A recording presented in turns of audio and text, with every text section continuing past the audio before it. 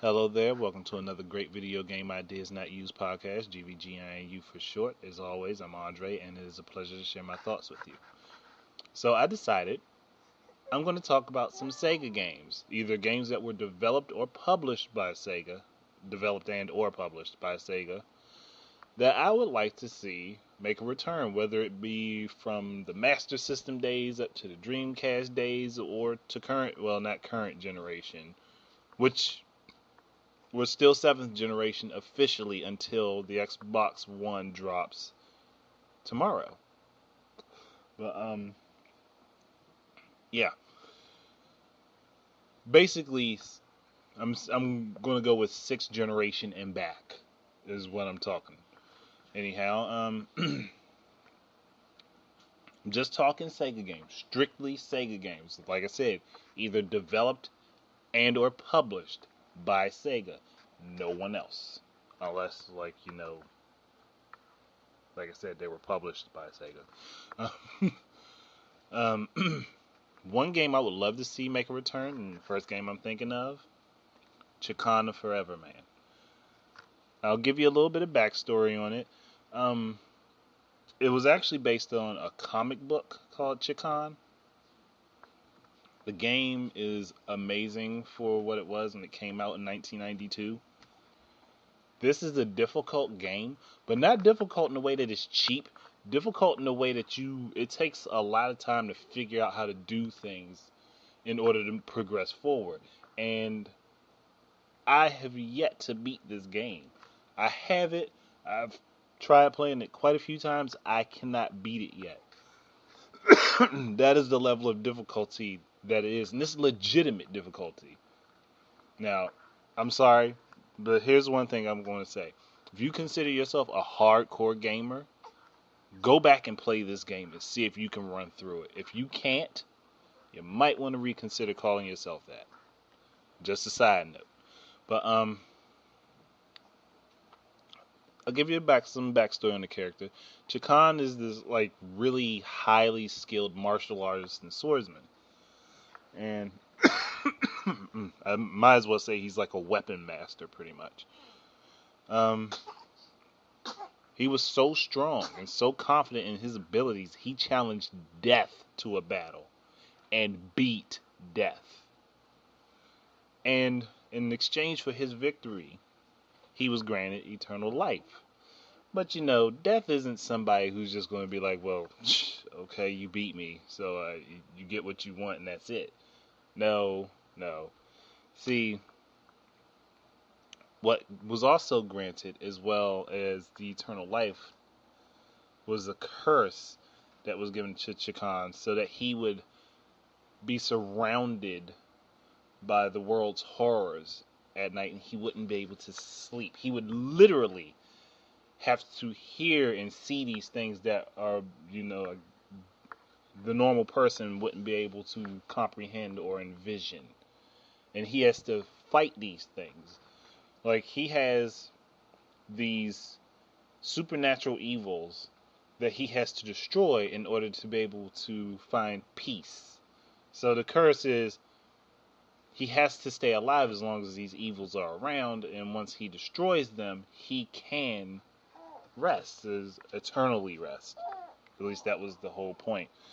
I mean, the Sega game stopped after defeating the four earthly supernatural evils, but Death went on to tell Chikan, like, you only took care of the ones around here. Look at all those stars. You see all those stars? There are worlds on all of those stars with the exact same problem as this one. And you have to find a way to all of them, to defeat all of them, in order for you to claim your rest. But we never got a sequel.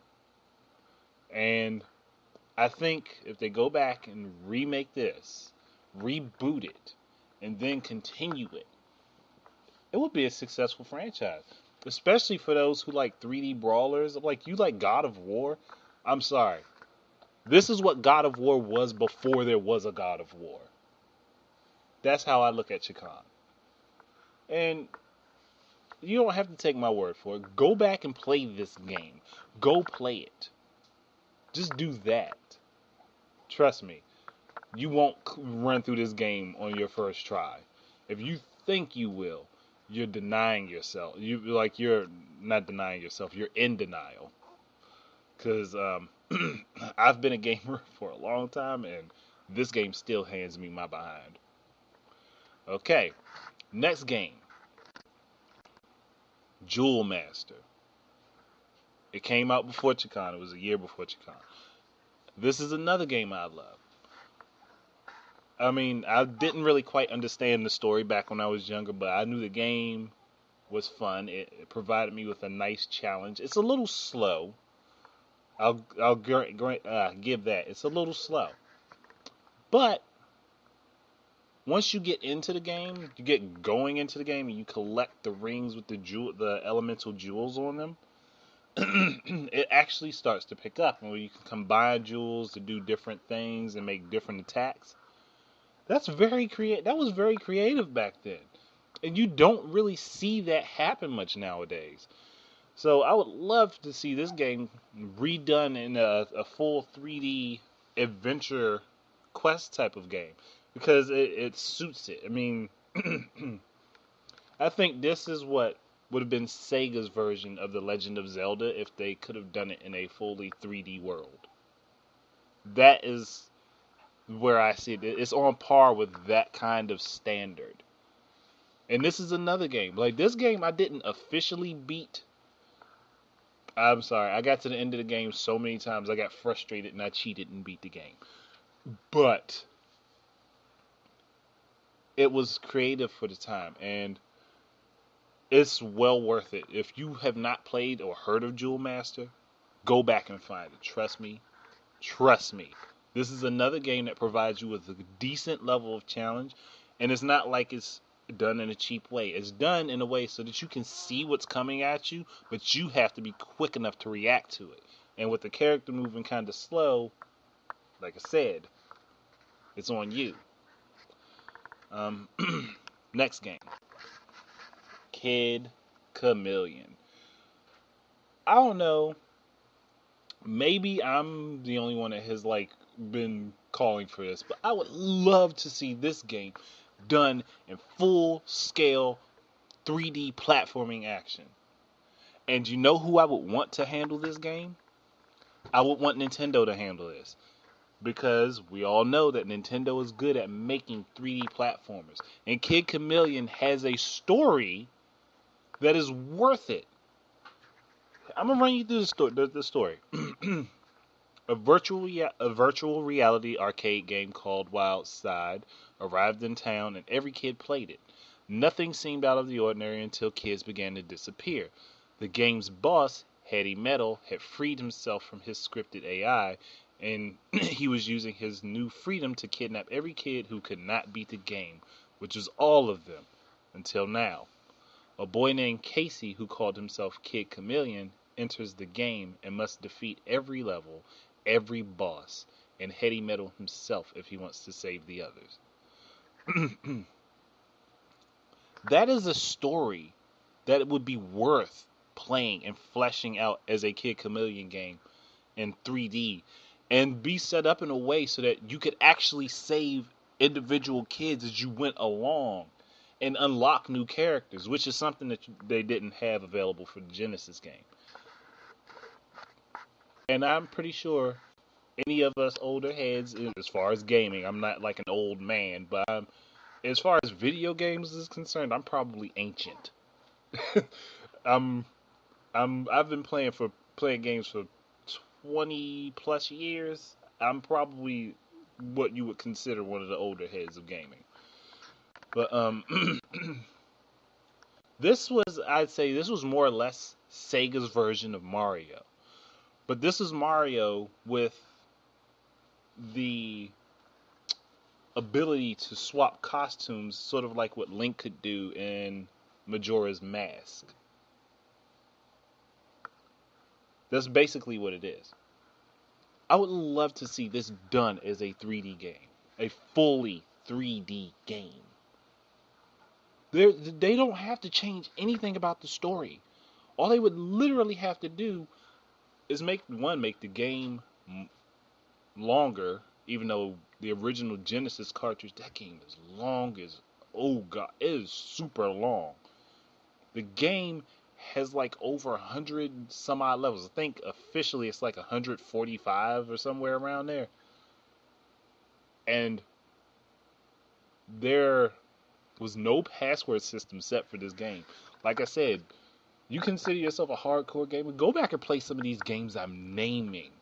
You can't be a hardcore gamer if you haven't played these. I'm telling you, if you can't play these, no. But each mask that kid would put on granted him different abilities and attacks. Like I said, sort of like what Link gets with the mask and stuff in Majora's Mask from Legend of Zelda.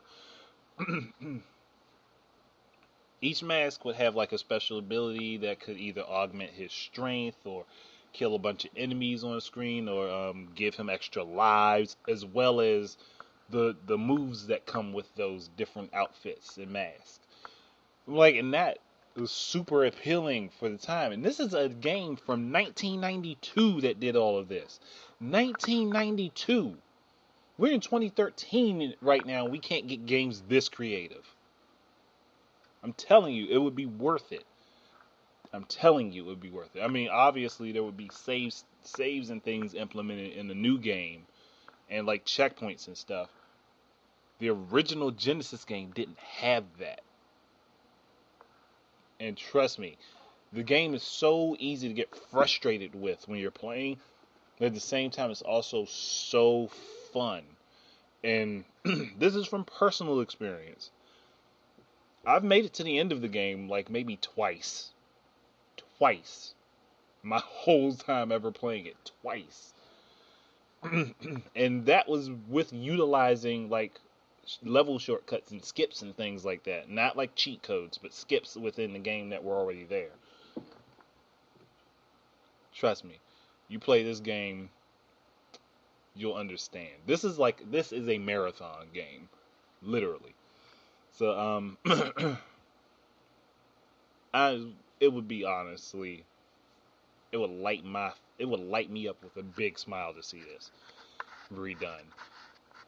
The next game on my list is Mystic Defender, which came out in 1989. November 25th, 1989, it was released in Japan. And I personally, I haven't played this game much, not because I didn't like it, but because I just never really had the time to play it like I wanted to. The game that this coincides with, it was on the original on the Sega Master System, which was called Spellcaster. See, I would like to see them reboot from the first game, even though I never actually played that one, and then continue into the storyline of Mystic Defender. In a way, it had some of the had similarities to well, Jewel Master had similarities to this, but this was much faster paced, and the scenery and worlds were probably a little bit more vibrant in this game, I would say. But this I could see being just like I wouldn't see this game come out of a 2D perspective, because I would like for it to stay an action RPG like it was originally, with upgradable abilities and power-ups and things like that. Just an expanded world would be better. But that will be solely up to whoever made it, even though I doubt this will happen. It's a beautiful idea in my mind.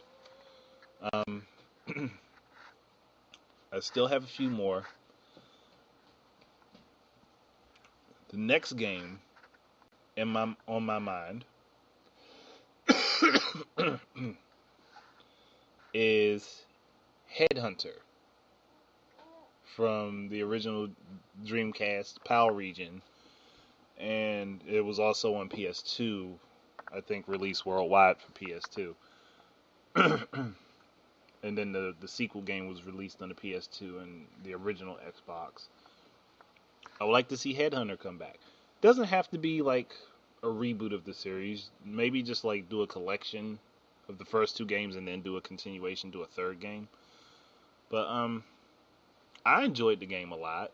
I mean, the mechanics on it felt a little clunky, obviously, but it was a good game nonetheless. It had a story that made me want to, you know, get more involved in playing it, honestly. So, I mean, if I can find a way to enjoy a game that has an anti-crime network in it, and they're technically the bad guys. I mean, I never finished the game, not because I couldn't finish the game, but because my damn memory card got erased and I got ticked off about it.